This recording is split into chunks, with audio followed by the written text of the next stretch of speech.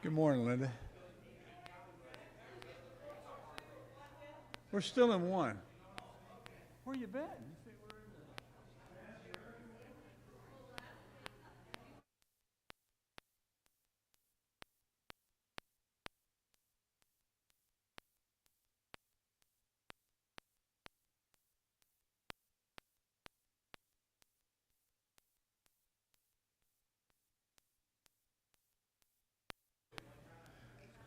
All right, well, sorry to break up this vigorous fellowship going on.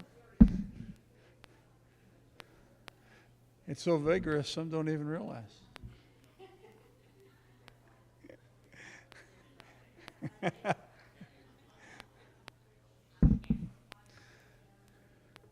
So, good morning. As we continue on, of course, we had our week break last week for the wonderful things with the CFS, and I think we could all agree that was really wonderful and encouraging, the things that were shared there, and so that was very good.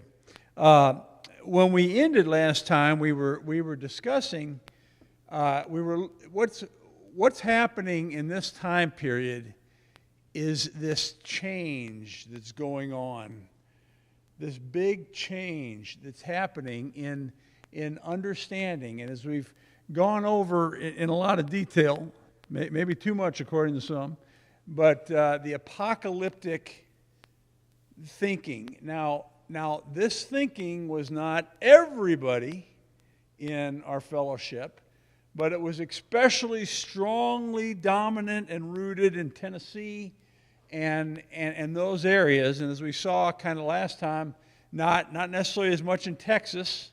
Of course, those Texicans have always done things differently.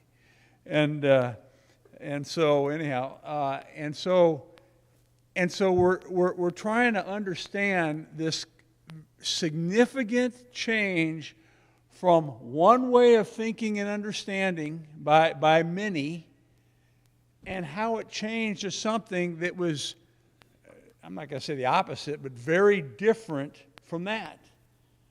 And this is going to have a lot of effect and repercussions. And so what was that? How did this change? Now, and we've been looking at specifically the concept of pacifism, that you aren't in the military, you don't join the military, and so on and so forth. And of course, we had kind of a lively discussion on that by Carl and others, and pointing out some of the different thinking, and we can see that still brings those visceral opinions on that, but nonetheless. And so we're trying to analyze what it is that brought about this thinking. And so on one hand, pacifism had always been a minority position, even though it was very strong, as we said, in Tennessee. And so that was one factor. Everybody didn't have that. Heidi? I guess I should turn this on. Amazing what that does. And so we see in the writings that were published in the different journals, and remember we said that, and it wasn't just true of our fellowship, that much of this is understood through these writings back and forth, and this person responding to this person, and so on. So that's how we have a lot of this. And so we see E.A. Elam, who was up in Tennessee, saying that thousands in the church cannot conscientiously engage in carnal warfare. Well, he's holding that apocalyptic view. Whereas on the other hand, down in Texas, they could see there was lots of members of the church that were in the military. And so you see these very different things. Second, among those families that held pacifism as an article of faith, in other words, if you're a Christian, this is what you're to believe, a new generation of young people during World War I simply failed to share their parents' or their elders' convictions. Now, we've all seen that in all kinds of things. We were that way with our folks, and our kids were that way with us, and so on and so forth. That concept. And so that's not totally strange. They see things differently.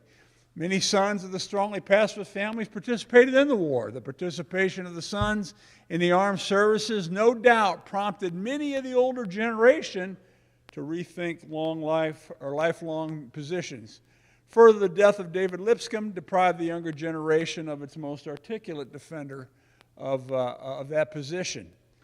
Third, the growth of Churches of Christ in Texas, far from Middle Tennessee heartland of the pacifist, apolitical sentiments, also contributed to the change.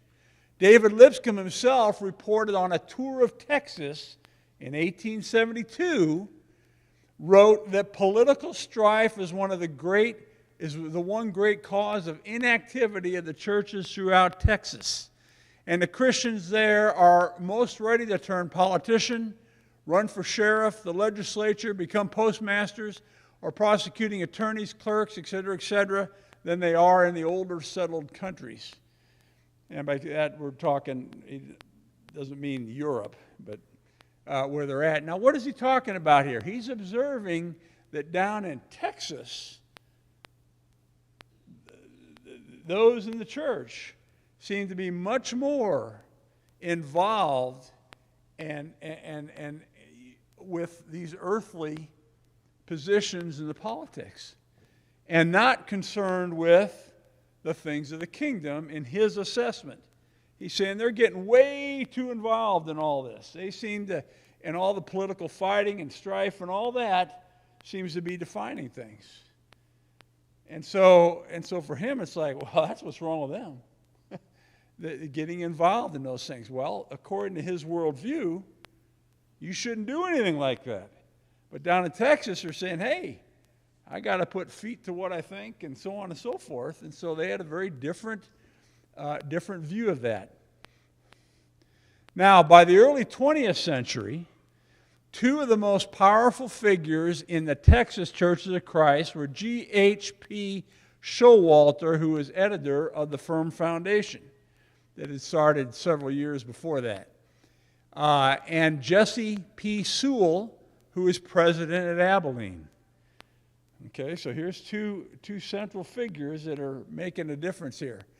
In June of 1918, Showalter argued that any Christian who was a patriot in peacetime was obligated to be a patriot in wartime as well, and therefore should the more carefully discharge his duty as a citizen now. In other words, he's saying, you know what? You need to fight for your country. And so very different from where Lipscomb's coming from. Sewell urged in 1916 to run for the Texas legislature, but he declined. But he commented, I have always felt a deep interest in the affairs of the state, and as a citizen have taken considerable interest in public matters. And so this is just illustrating their understanding. Now, I know in this class we've discussed some of this, and of course the idea is for Christians to stand back and do nothing. How can any of that get any better? Wouldn't it be better to have Christians in those positions in politics? And I think that that's probably about what we think. And so this understanding doesn't seem that out of place to us, but to Lipscomb and those that brought up in the other way of thinking, it was like, whoa, what are you doing? And so just realizing that this is going on at this time. Yes, Bill. Could there possibly be a third way concerning these? Seems like we're either one side of the fence or the other. The third way of thinking would be, what about God's instructions to us that we're to follow the leadership that He has ordained? That would be our human leaders, our president, et cetera, and the laws of the land. So isn't that applicable too? Do you mean there's not there's not either just this or that? No. You mean there's not just one extreme or another? No, Oh, okay. I didn't realize that. my family on my dad's side was Tories, and my family on my mom's side was revolutionaries. There's always a spectrum. And if we think there's not, we're mistaken. And so is there other positions? Yeah, do you follow the leaders of the country? Paul said to do that, right? Well, do you Do you do that like in the case of what Hitler was asking in Germany? But I'm saying, all of a sudden it gets complicated. Is it, what does that necessarily mean? But every Bible has that every lesson. Sure. Bottom line is, it's the word of God that counts for you what he is instructing. So if Brother Sewell says God is interpreting God's word and says, I am going to participate, then that's Brother Sewell. And Brother Lipscomb is saying this. And so you got two brothers that are looking at the Word and striving to follow that, and are coming to very different positions, is the point, as we see that. Now, we should not be surprised that in the fall of 1918, Abilene Christian College established a student army training corps. Like the ROTC kind, I guess, something like that, in which students received military training along with academic studies and became eligible upon graduation for officer training. There were clear and profound cultural differences between the churches in Texas and Middle Tennessee. I found this document that was a roster listing who was in that military training at Abilene in 1918. I thought it was kind of interesting. I know we can't read it or see it, but just to show you it was there. A fourth thing was the sheer power of wartime propaganda and the tremendous pressure exerted by the United States government to rally support for the war, epitomized by the Espionage and Sedition Acts of 1917 and 18, hastened the demise of the pacifist sentiment among churches of Christ. The United States Attorney General for Middle Tennessee, Lee Douglas, threatened J.C. McQuitty, publisher of The Advocate, with arrest if he continued to publish seditious articles in The Advocate that discourage registration of young men under the Selective Service Act. And so here we see the power of government coming down and saying, if you don't, you're gonna be put in jail. And of course, that's what Lipscomb would say. See my point? On that. But again, depending on which side of the fence you're on. Well, they should. What's wrong with those people? And we saw that especially during Vietnam, right? We saw those sentiments, those passions going a different way, and people staking out positions and so on. In other words, this is a very transitional thing happening at this time, not only in our country and the world, but also within our fellowship, and things that were once held by many so deeply were beginning to come apart, and we're not going to be held in that position like they were at one time. And so I find that interesting. McQuitty forthwith tempered his rhetoric and advised conscientious objectors to be careful that they do not say anything against the government of the United States during the present crisis, and counseled each Christian to manifest his love for his country and to show his patriotism in every way possible without violating his convictions. Now, what has he done here? He's changed his position. Instead of him telling you it should be this way, he said, well, you decide yourself. Well, where did that impetus to change come from? Well, part of it's the pressure coming down. Part of it is that from the government. And so McQuitty's new course apparently satisfied the Attorney General. And this was kind of, I find this funny, who later wrote McQuitty, I came to respect you as a man for your sincere religious convictions and your fine patriotism. In other words, he's about to throw him in jail, and then he praises him because you've now come around to my position. just that's how we work as human beings, sadly, but nonetheless. Now, not everyone was so kind to McQuitty. J.N. Armstrong, who is one of the great teachers that we've touched on and will more, and Armstrong Auditorium, is that at Lipscomb? Harding has it, because he was president of Harding. But there may be something up at Lipscomb too. But anyhow, J.N. Armstrong, for example, perhaps a leading defender of the Stone Lipscomb tradition in that period. Remember, Lipscomb's gone. He died in 17. And so he's not around anymore, even though he's very aged. He criticized McQuitty severely. I believe he never accepted the anti-war position for Christians, but he knew the advocate so taught, and so he tried to keep in line with the lifelong policy of the paper, while all the time his own convictions were contrary. Shortly after the incident with the Attorney General, McQuitty simply put a stop to all promotion of pacifism and all criticism of militarism on the pages of the Advocate. And so now what Armstrong's doing now is he's questioning McQuitty's motives. And so we see all that going on, people trying to figure out why this, why that. And we see this dynamic happening. And so we see then some would say the censorship in current terminology, right? We see that debate every night on TV. Well, they're censoring, not allowing this information out and that. And say, this isn't unique to our times, nonetheless. Now, the fifth factor that helped erode pacifism among churches of Christ was a popular understanding of Germany as both demonic and barbaric. And America is the last defense of Christian civilization. George Marsden, who wrote as a source on the fundamentalism when we looked at it, has pointed out that this mythic perspective helped transform an assortment of conservative Christians, many of whom were specifically pacifists, into proponents of a patriotic form of militant fundamentalism by the end of the war. And much the same happened within our fellowship. He's not even talking Churches of Christ, but as a result, this dynamic happened. And so what is he talking about here? Well, remember, I keep going back to Shane's sermon some time ago, where he's talking about how the devil wants to categorize, wants to label. And don't we see that every night if we're watching the TV news? That this group is, this, and this group is that.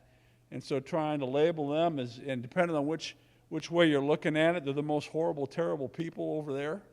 Well, this idea of demonizing, I'm not saying Germany is right. I don't mean anything like that. And so here's a couple of illustrations from that time period. Now, I don't know if that's French or Spanish or what it is, but on your left, look at the figure of the German soldier, the Hun. Look how he looks like a beast.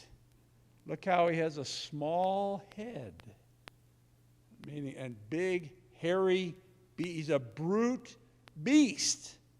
Well, that's designed to emotionally, and get you all worked up. And yeah. And so look at the one on the right. Hey, look how he's hammering up that soul. Wait, that looks like Christ hanging on the cross by his position. And so look who's in the background coming to rescue them. America. And these are very, they call this propaganda, meaning trying to persuade someone to a point of view. And I'm not saying that's all necessarily bad, but we just see examples of that, of what's going on. Well, that gets us viscerally, and we all know what that is. We all feel those kind of things. When they attacked the towers at 9/11, we all had very strong feelings about that. And then about those that attacked, and similar, kind of things along those lines, and so on and so forth. Not saying that's necessarily right or wrong. It's just saying that's what goes on. And so this was a very powerful factor. How can you say no to going against that? Is basically the point. And so very, very powerful, very influential. C.A. Buchanan once typified this outlook when he charged, following the war, that Germany armed herself and set out to rob and plunder the whole world. And the only way to punish her was by armed force. The United States acted as a legal and divinely authorized agent. So in his mind, whatever was done was okay because of what they were doing. And I'm not saying we would disagree with that, okay? But nonetheless, so we see this turning of this time period. Likewise, M.C. Curfews, one of the Advocate's editors, proclaimed the war had been a contest between barbarianism and civilization. Now, if you study history about the Greeks, there were the Greeks and there were the barbarians. The Greeks, cultured, intellectual, the barbarians, well, those were the Persians. There were all these other people, and so that justified we're better than that, and so whatever is done is one can do that. And so this is not to say the pacifist sentiment simply vanished from our fellowship at large during World War I, but its power had been so strong for so many for so long that it did continue in many locales as a formal orthodoxy until World War II, when it suffered another major decline. From that time on, a gradual disintegration of the pacifist sentiment persisted. By the time of the Vietnam War in the 60s, pacifism had almost entirely vanished from our fellowship. In other words, it was just decline. And so where were the holdout places? Probably a lot of them was more the rural areas. I'm guessing, but I don't know that for sure. But again, everything, as we've looked at things and as you look at history and changes, like if you look at church history where practices come from, they'll look and maybe find something of it happening here, but it doesn't become the norm till several hundred years later. And so there's...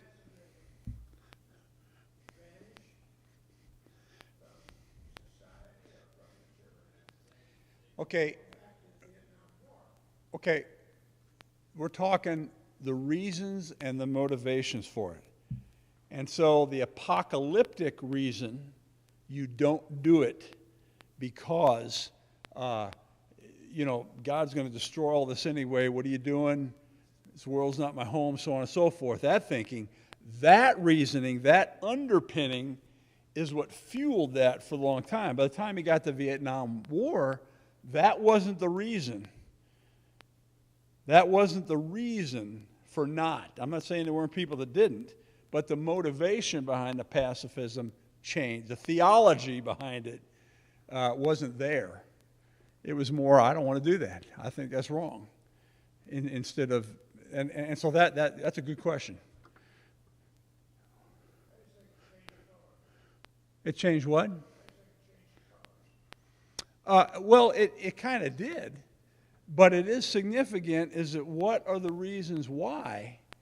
And the one reason for it for so long sustaining was now gone or almost gone.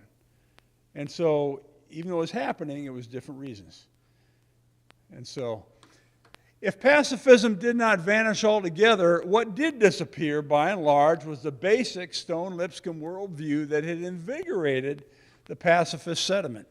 The themes of apocalypticism, separation from the world, and reliance on God rather than on human wit and ingenuity fell apart and were not able to be reassembled again with any coherence, even if there were those who tried. And so those underpinnings were now gone. Now, as I've mentioned in here before, there are those that are trying to promote and to make a comeback, not necessarily of pacifism, but of this apocalyptic worldview. And some are within our fellowship and very influential at it. And I think some of that reading is in your bibliography, of which you don't have to read all those. Mere Christianity, for example, by Lee Camp is one of those examples. And so, again, we see this change. Now, yes. That's okay.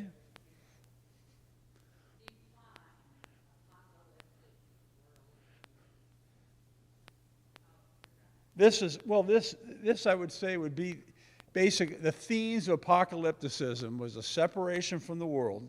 This world is not our home. The reliance on the power of God rather than your own wit and ingenuity. Okay, remember we talked about Stone in the question of what is apocalypticism.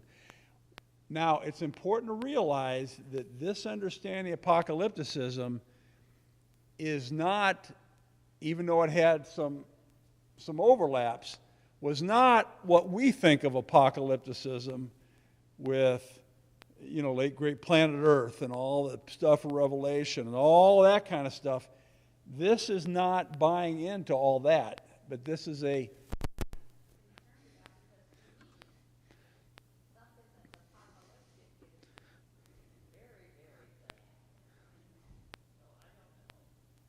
well, the apocalyptic position is this world isn't getting any better.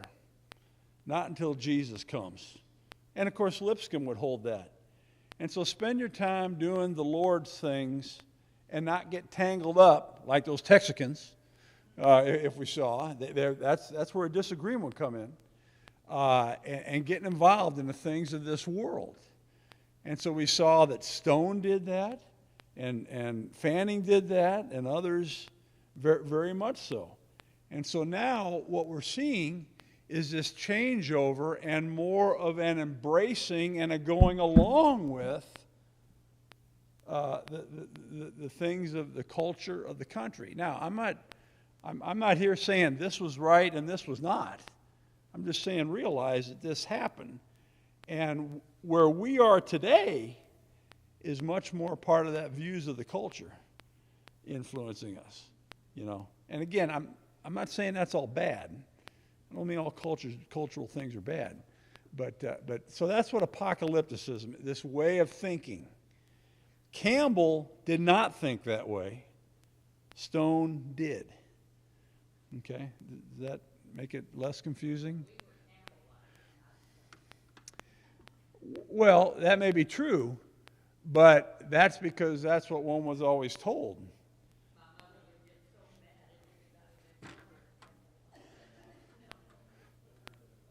Yeah, well, I was called a Campbellite in college by a Baptist preacher who was 80-something years old. You're a Campbellite. I didn't know what that meant, Yeah. So, well, and again, that's a byproduct of all that stuff. Ken, were you going to say more? Oh.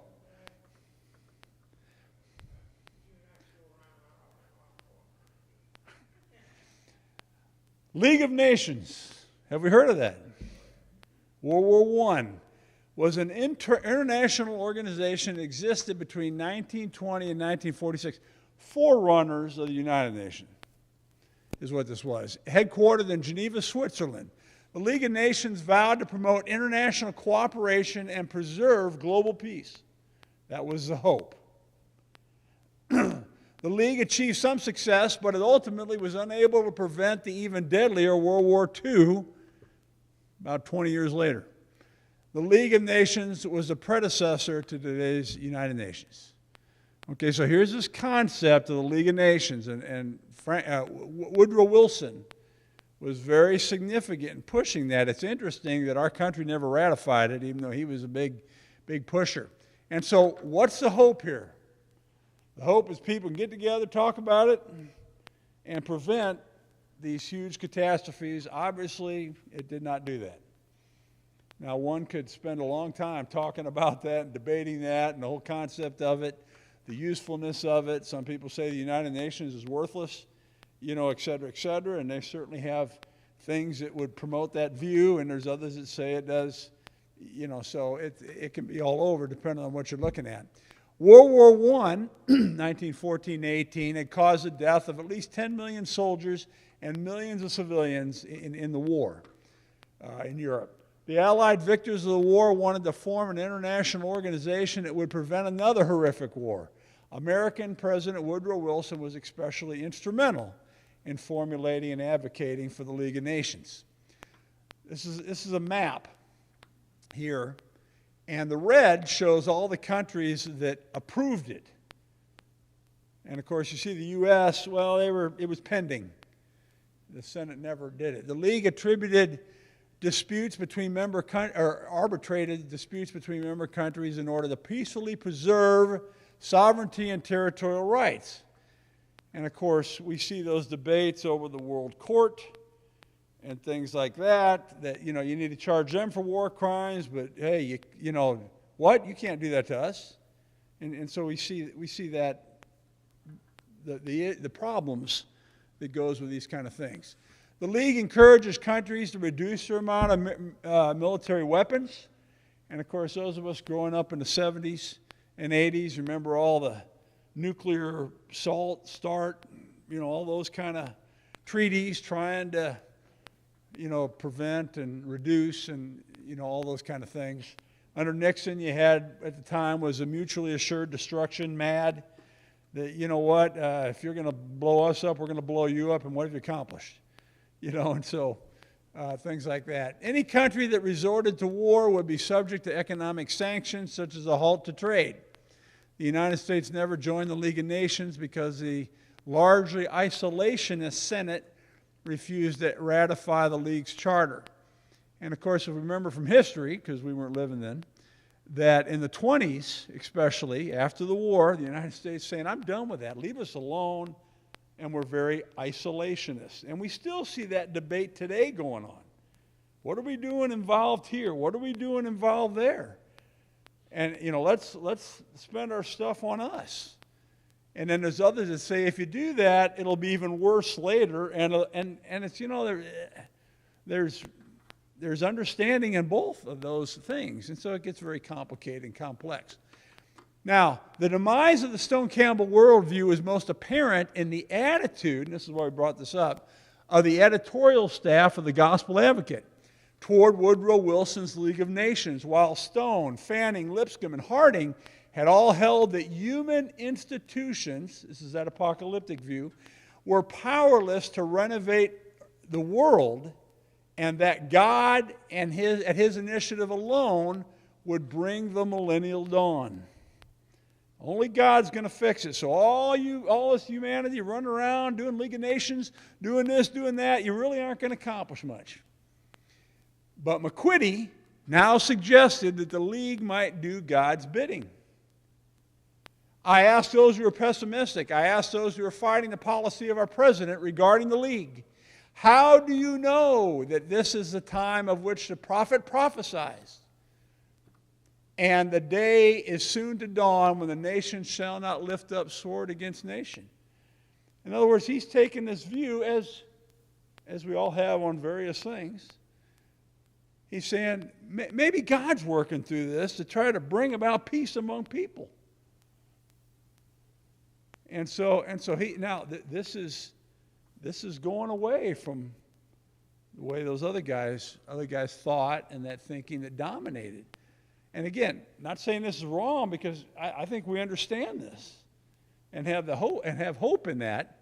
And so we see this change. M.C. Curfews was even more explicit. Who knows but that the League's adoption may be a long step toward the glad time when nations shall beat their swords into plowshares and their spears into pruning hooks, and when nations shall not lift up sword against nation, neither shall they learn war anymore. And that's from Isaiah. And I believe outside the United Nations is a big sculpture that's kind of based on beating the plow, these instruments of war into useful tools for humanity, if you will, is out there. So we can see that there's this change going on.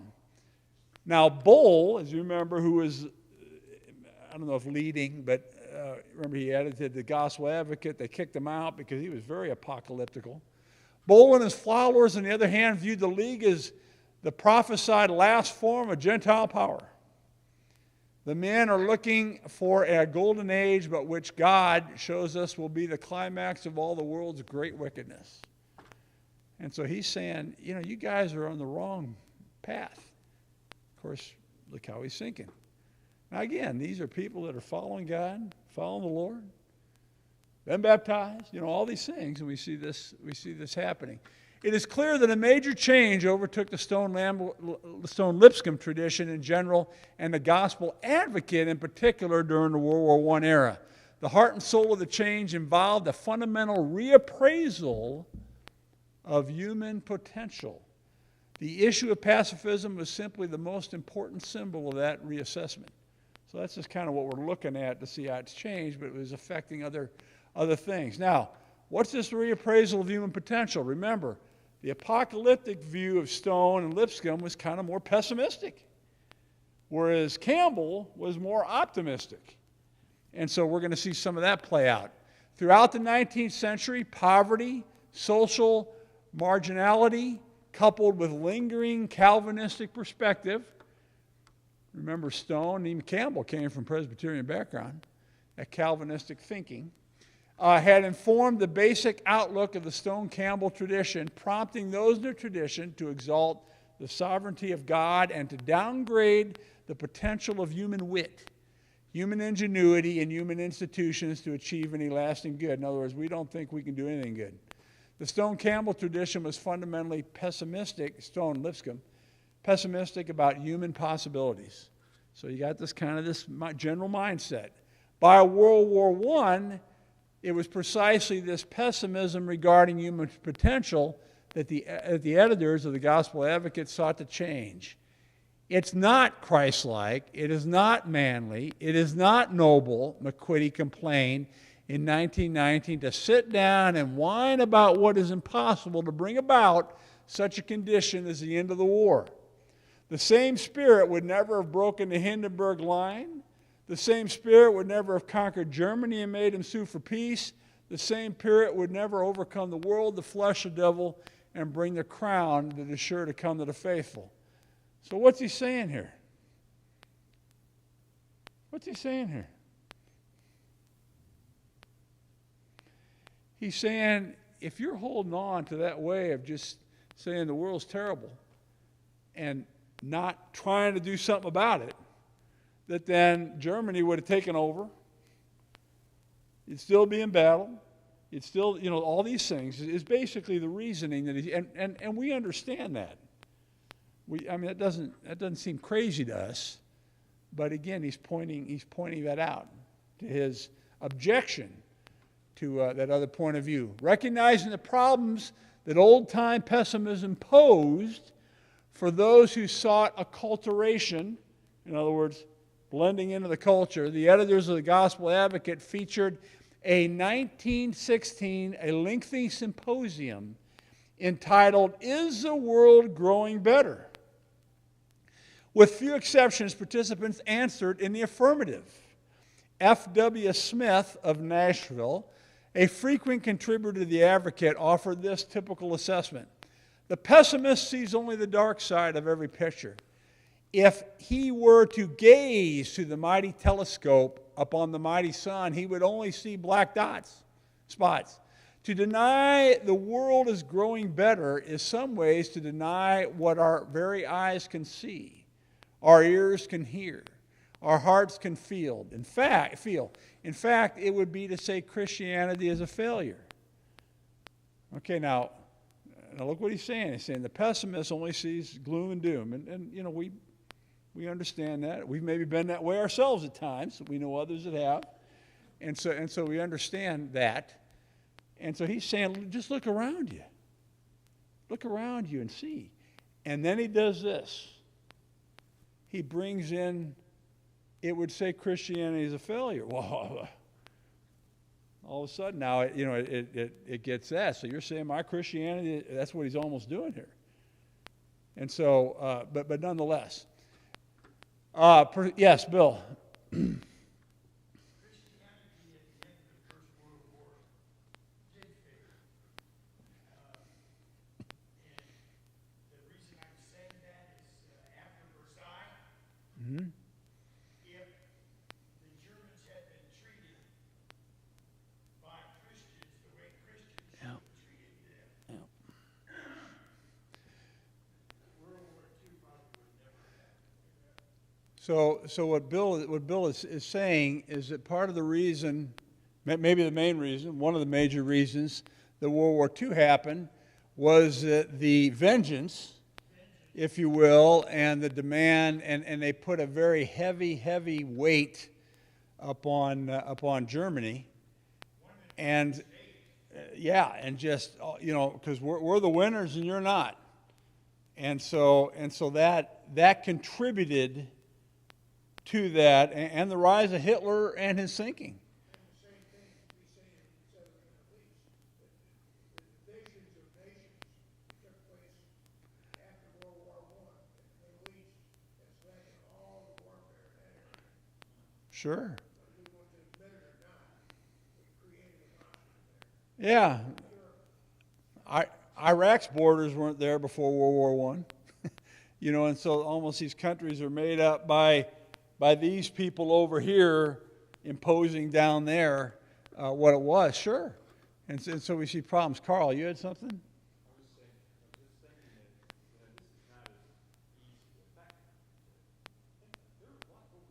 There's a lot.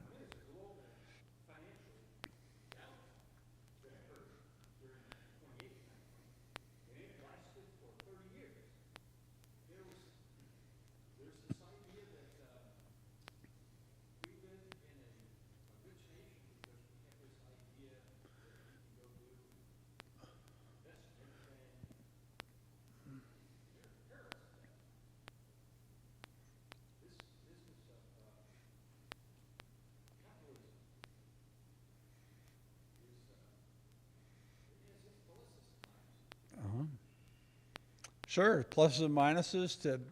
Yeah.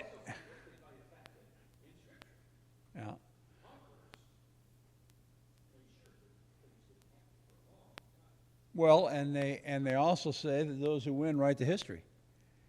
We've maybe heard that terminology until later people start digging in and saying, "Hey, wait a minute, maybe it wasn't quite as neat and clean and righteous as that, huh?" Very much so. Very much so. Yeah. Yeah. I mean that's and I we're not necessarily way different in that. And I'm not saying there's not right and wrong or better and worse and all that. I don't mean that, but I'm just saying that we're not so immune to everything that we are all right and everybody's all wrong. Now we've always wanted to think that, but yeah, and so it's just it's complicated. Meaning on so much of this stuff, we shouldn't be going and saying, "Bill, why don't you hold that position?" Because mine must be right because it's so clear to me. Why isn't it to you? What's wrong with you? And where they translate that into our relationship with God.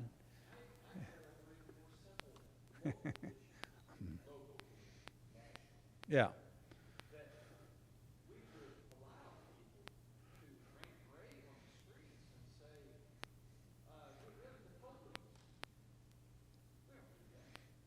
So because of this incident over here, that most people would say, well, let's just get rid of everything, right? Throw the baby out with the bathwater was the old expression, right? And the trouble is that there are those that were trying to accomplish that and did to some level, to some amount.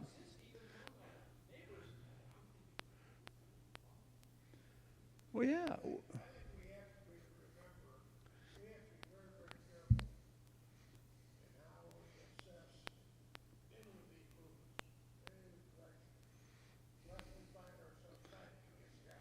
Sure.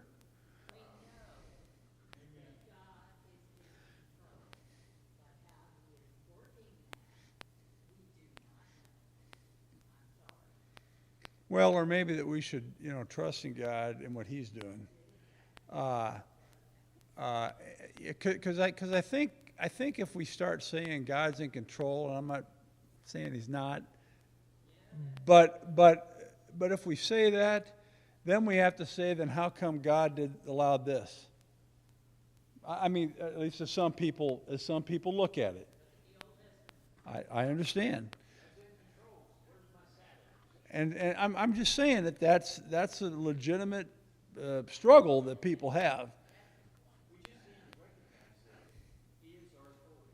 Yes.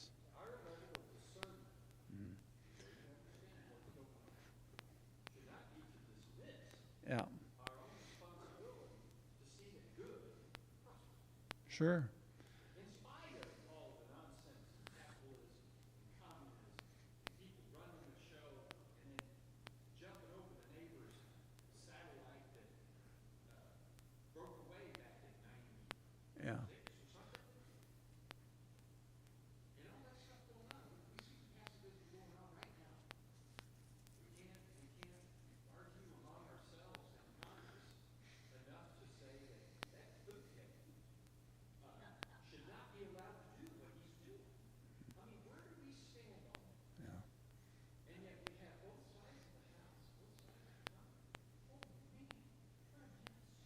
And so what you have is we have this, and we all recognize this, certainly the last number of years, and not that it hasn't been before, because we've seen it has been before, but so much of this is charged on emotion. And so as you said, Ken, we need to, take a look and not get caught up, and yet we often have. We often do, whether it's these global world country things, or even if it's issues in the church, or those who flamed up that if you don't hold this and not that. And so it gets real emotional. And as we all know, when we get real emotional, the thinking doesn't always work so well, And so we've got to try to balance that.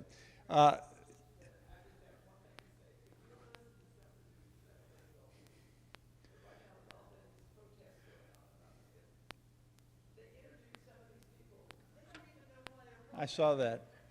No, I saw it. Hey, why? I don't know why I'm here. Yeah, and there's people busting in people to make people like us looking on there. Oh, there's just locked. It must be everybody. And so, all this kind of. Well, it's trying to get the emotional. It's trying to, frame the argument, trying to make it think that it's a cast of thousands when it's maybe not. I mean, there was one thing that most of the people at Harvard didn't really give much a hoot about it, most of the students there. And yet we see all the focus, like on the TV, you'll say, there was a protest downtown about this, and when they pull back, you see there's like 5 people there. And so that made news. But that's by design.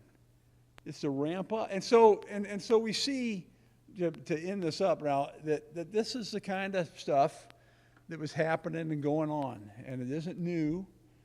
And remember, this is 100 years ago, about 100 years ago, and so we see that badly. All right, we will continue on next time. So thank you very much. We've run out of time. Appreciate the discussion.